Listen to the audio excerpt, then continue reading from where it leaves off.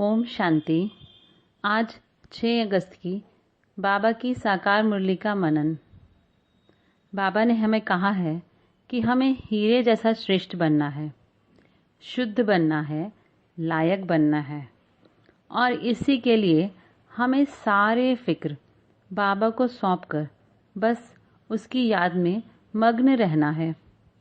तो याद से हम हीरे जैसा श्रेष्ठ कैसे बनेंगे? क्योंकि हम तत्वयोगी नहीं हैं। तत्व को याद करने से बाबा कहते पाप नहीं करते हैं, बल नहीं मिलता है। ब्रह्म महातत्व को याद करने से तो केवल शांति की अनुभूति ही होती है, क्योंकि तत्व है ही शांति धाम। और हम बाबा के राजयोगी बच्चे हैं, राज ऋषि बच्चे हैं, जो सारे राजों को जान उस सुप्रीम अथॉरिटी एवर प्योर को याद करते हैं। और जब हम उसे याद करते हैं तो उस पवित्रता को स्वयं में भरते हैं, जिससे हमारे पाप कटते हैं और आत्मा शक्तिशाली बनती है। और तभी खुशी का पारा चढ़ जाता है, नारायणी नशा रहता है और हमारी अवस्था अडोल बन जाती है। पर इस अवस्था तक पहुंचने के लिए और याद की यात्रा में रहने के लिए भी सबसे पहले एक पुरुषार्थ करना है। वह है देही अभिमानी बनने का पुरुषार्थ, स्वयं को आत्मा समझने का पुरुषार्थ।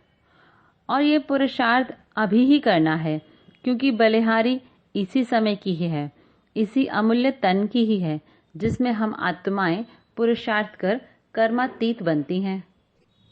तो खान पान की भी परहेज रखनी है ताकि तन निरोगी रहे। तो शुद्ध खाना बनाना बाबा की याद में, तो देही अभिमानी स्थिति रहेगी, जिससे बाबा की याद सहज होगी, जिससे पाप कटेंगे और खुशी रहेगी और अवस्था अडोल होगी। और अगर किसी को देही अभिमानी स्थिति बनाने में ही बहुत मुश्किल हो रही है तो क्या करें? तो भी एक उपाय है। वैसे तो बाबा ने हमें पंडित मिसल बनने के लिए नहीं कहा है, पर फिर भी अगर हम ज्ञान को थोड़ा भी समझकर औरों को सुनाते रहते हैं, भले पंडित मिसल ही, तो भी फायदा है, क्योंकि औरों को सुनाते सुनाते ही बाबा की याद स्वतः को भी रहेगी, स्वयं को भी रहेगी। और इस ज्ञान द्वारा किसी को थोड़ी भी शांति की अनुभूति होगी तो दुआओं का बल अपने आप ही आत्म अभिमानी बनने में मदद करेगा। तो सबको मंत्र देते जाएं, सैपलिंग लगाते जाएं।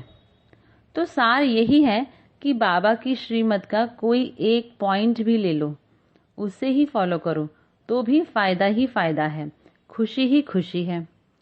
दूसरी इंपॉर्टेंट बात जो बाबा ने आज बताई वह ये है कि शांति में इतनी खुशी नहीं होती जितनी धन में खुशी होती है। इसको अगर स्थूल रूप से देखें तो जो लोग बहुत धनवान हैं वो खुश तो रहते हैं, पर वो खुशी अस्थायी है। धन गया तो खुशी गायब। पर हम बच्चों को बाबा ज्ञान धन से भरपूर करते हैं, जो कभी चोरी नहीं होता, खत्म नहीं होता, जिस ज्ञान धन की स्मृति से आत्मा की भटकन समाप्त हो, आत्मा शांत भी होती है तो शक्तिशाली भी होती है और खुशी भी रहती है। ये मेरा अभी अभी का अनुभव है कि जैसे मैं इन ज्ञान रत्नों को बुद्धि में मनन कर रही थी तो अथाह खुशी की अनुभूति हो रही थी। और बाबा ने ये भी कहा है कि ज्ञान धन स्थूल धन को भी खींच ही ले आता है। तो बाबा के ज्ञान धन ज्ञान रत्नों को मनन करते रहें और सदा खुशी में रहें। अच्छा, ओम शांति।